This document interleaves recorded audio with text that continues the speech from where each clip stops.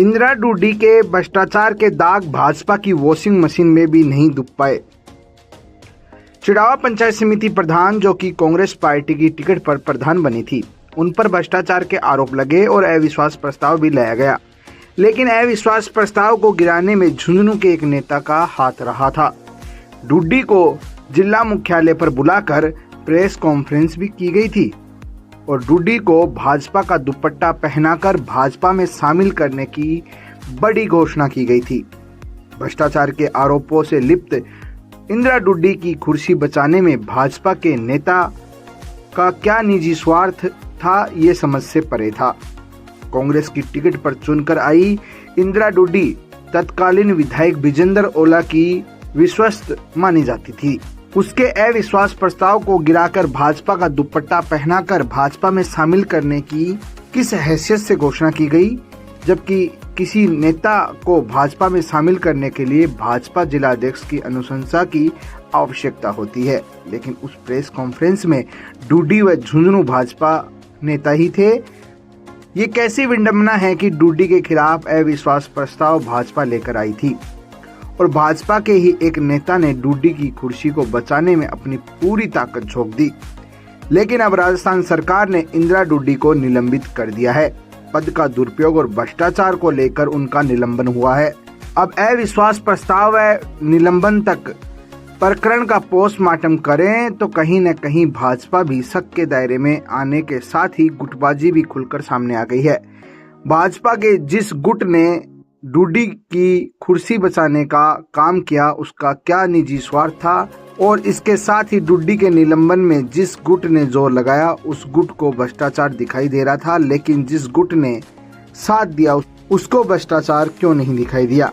झुंझुनू में गुटबाजी का ये नाटक नया नहीं है। इसी की वजह से विधानसभा चुनावों में भी कोई खास न करने के बाद लोकसभा में भी हार का सामना करना पड़ा था।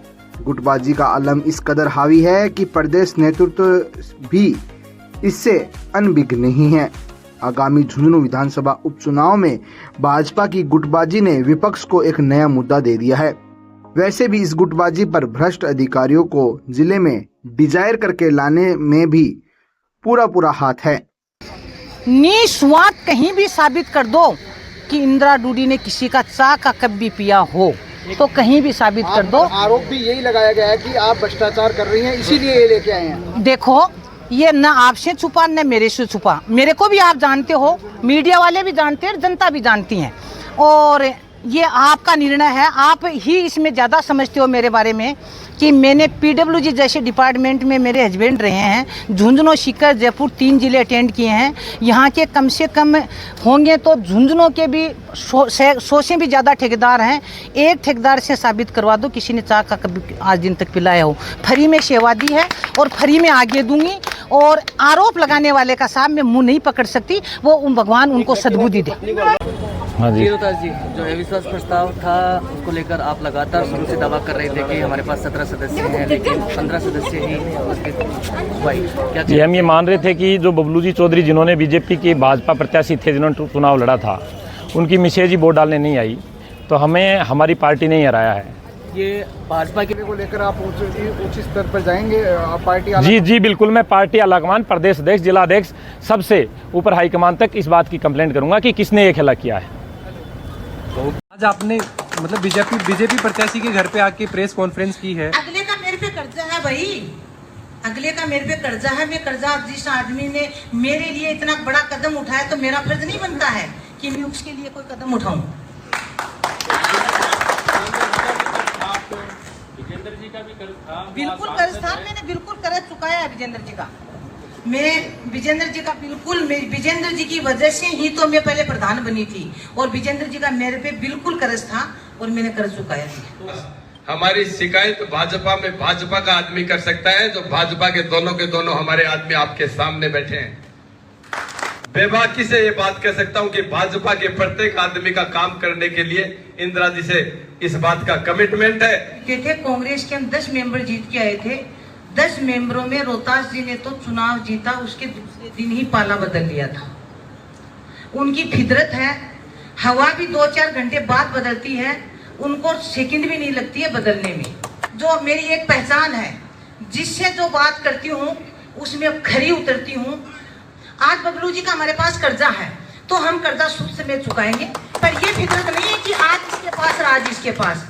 वो हवा की तरह पलटा मारते हैं और मैं हर तरह से जो बबलू जी कहेंगे कि भाई इनको आप ये काम है वो काम है, सारे काम करने के लिए आज हम एक मंच पे बैठे हैं। एक मंच पे जो बीडीसी मेंबर और सरपंच जो भी मुझे कहेंगे उनका मैं बात मानूंगी। ये हमारा इनसे पहले बातचीत हुई है और कांग्रेस का संगठन की कमजोर की बात नहीं है। कांग्रेस के क्या किसी ने मैं बताना चाह रही हूँ, सुनो प्लीज।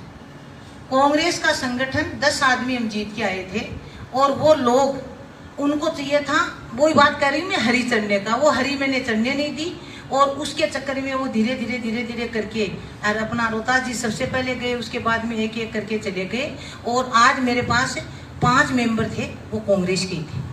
आप पे ये भी आरोप लगाया गया है कि आपने पहले भी बीजेपी को सहयोग किया है और तभी आज आपको। देखो मैं, आप इस चीज का पता लगा लीजिए। मेरा आज दिन तक का सिद्धांत रहा, जिसके साथ रहती हूँ खुल के रहती हूँ, धोखा मेरी खून में नहीं है। जिसके साथ रहूंगी बिल्कुल कह के और खुल के रहूंगी। ये नहीं कि आज मैं किसके साथ हूँ और वोट किसको दिला रही हूँ। जैसे बबलू बता रहे हैं अभी कि पार्टी बीजेपी के बन रहे हैं और वोट निर्दलीय को दिला रहे हैं, वो मेरी फितरत नहीं है। आरोप लगाने वाला तो कुछ भी लगा सकता है, वो देखो उसका मैं मुंह नहीं पकड़ सकती। तो बीजेपी ज्वाइन करोगे क्या आने वाले समय में? वो मैं मेरा निर्णय लूंगी। मैं बीजेपी के नीति और नीतियों में भरोसा करूंगी।